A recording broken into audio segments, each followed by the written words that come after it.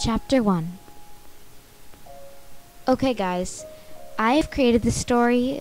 Actually, I had this in a dream, but I had a bit of help from my friends, and I want to thank them very much. I'm going to be reading this to all of you. There's a lot of things that's going on. Like, there's a lot of Japanese stuff because I'm an anime freak, yes. And I'm going to be changing my voice a lot just to fit the characters more.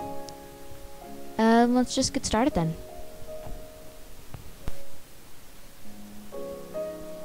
I feel as if something's going to happen soon. Enrolling in Bar Academy, the most elite and picky high school, is no easy task. I've been here a couple of weeks, made some friends, but I still feel that something is missing from my life. Yume? Yume! What? I screamed back at Jasmine, my best friend, awaking from my daze. It's your turn, she yelled, pointing at the chessboard between us. Right, I answered, a bit embarrassed for forgetting our game in the library. The library is rarely ever quiet since there are dorms in Bar Academy and everything is open 24 hours. Wow, you really live up to your name. Who else could dream when they're awake? She said as she moved her pawn out of turn. Shut up, I yelled as I hid my face with a curtain of my chestnut hair. Suddenly, everything got quiet.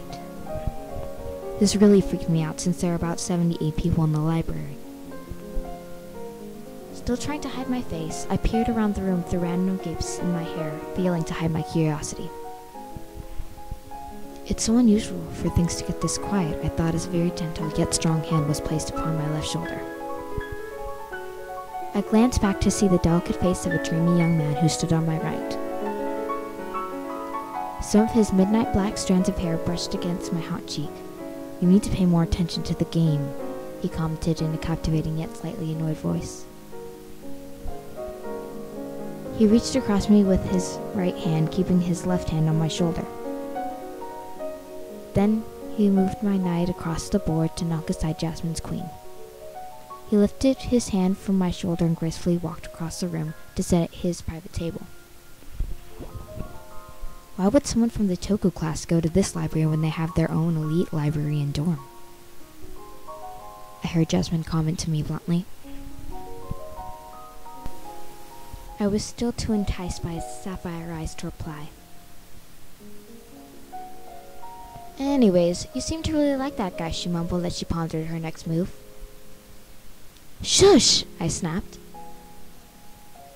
So you do like him, Jasmine continued. Maybe you should see him tomorrow.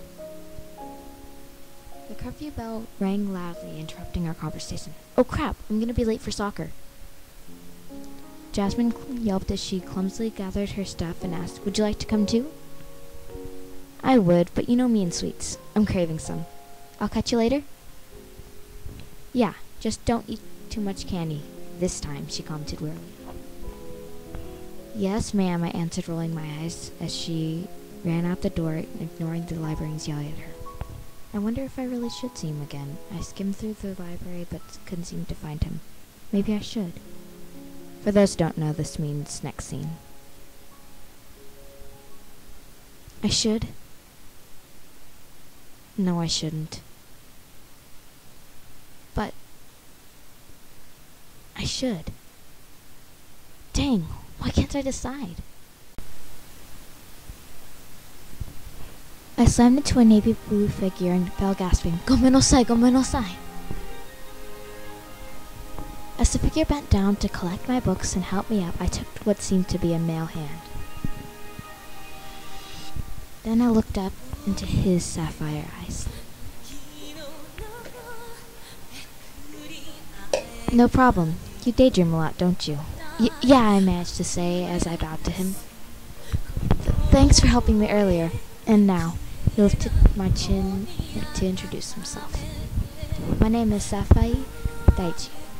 It's nice to meet you again. My name is Senshi Yume, Safaia-sama, I shakily replied.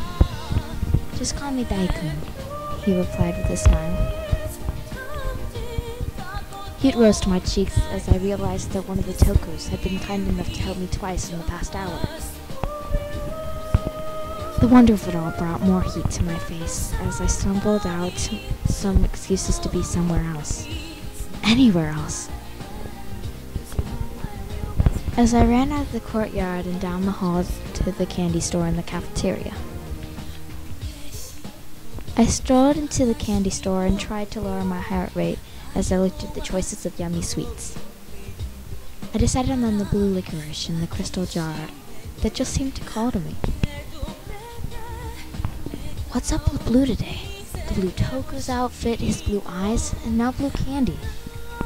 Wow, I really need a break from all these blue things.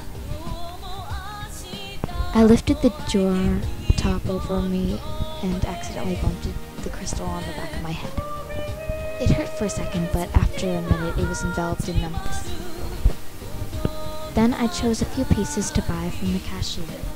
It turned out to be 300 yen, and I stomped out of the store, mad at the heightened prices of its contents. Again, this thingy. Opening the drawer with the key bracelet that Jasmine gave me because of my forgetfulness, I walked in, finishing my licorice. I felt a bit dizzy, probably from the long day of school, and with wobbly legs I lay down on my bed, and Jasmine's in my room. I looked at my crumpled uniform and sighed. The whole running from Safaia Sapphire thing had slipped my mind, for the candy prices had distracted me. I wonder what he thinks of me now. Or if he'll think of me at all. Well, anyways, I should take care of this outfit. My school uniform was slightly creased and crumpled, but besides that, it was my favorite uniform ever. I fixed my ruffled black skirt and thigh-length socks as I took off my peach school shoes. I took off my jet black jacket so I could relax and fixed my peach blouse underneath. After I had fixed my appearance, I lay down again and stared at the ceiling and let random thoughts fill my head. Why do Jasmine and I have the first room? Why are the dorms upstairs? Why are the non-Toku's dorms so close together? Why am I thinking about this?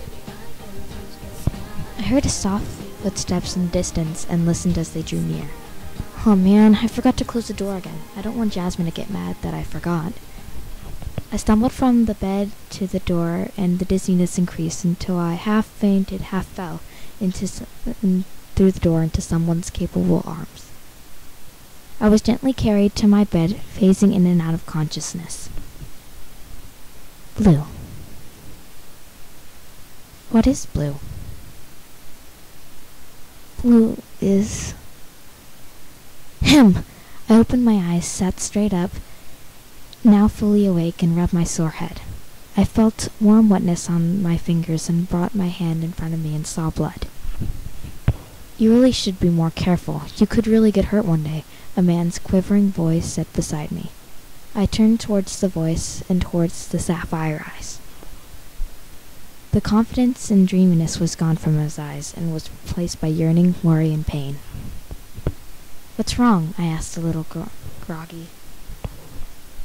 He laughed without humor and replied,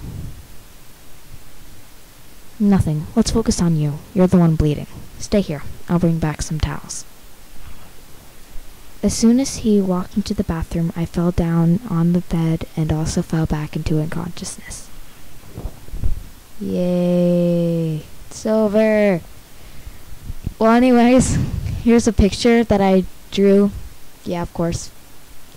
And yeah, I'll put in some credits like right about now. Oh yeah, okay. Well, thanks for watching.